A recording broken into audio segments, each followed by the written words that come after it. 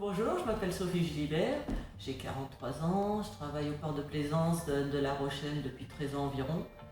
Et depuis quelques années, je skippe l'équipage qui participe à la bord à bord, qui est un défi entre les ports de plaisance Atlantique et Bretagne.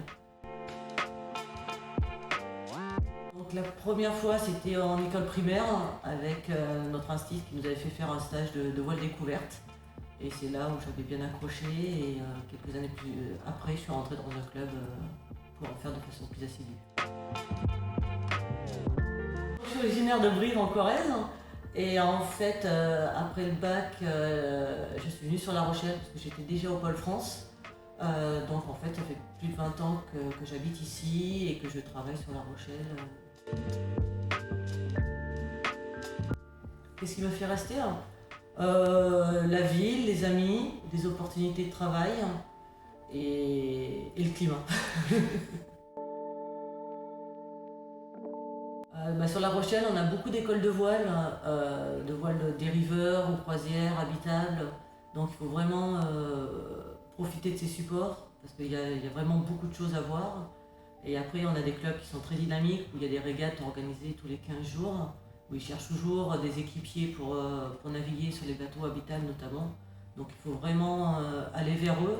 Et ils sont toujours contents d'accueillir des gens qui veulent apprendre, qui veulent découvrir ce support. Et du coup, plus il y a des gens qui savent naviguer, plus le boulot est facile pour tout le monde, pour nous, pour les sauveteurs en mer, pour toute la dynamique autour. Donc moi je suis responsable du plan d'eau des Minimes au niveau du port. Donc c'est la gestion du plan d'eau pour que tous les bateaux soient amarrés le mieux possible et qu'on puisse optimiser au mieux le plan d'eau et notamment l'accueil des clients quand ils arrivent en escale en saison. Donc ce que j'aime bien dans mon boulot, c'est notamment l'accueil des clients quand ils arrivent de mer, qui sont fatigués ou qui ne connaissent pas le port, donc pouvoir les guider sur une place et les aider à s'amarrer. Et là, on est la porte d'entrée sur la ville.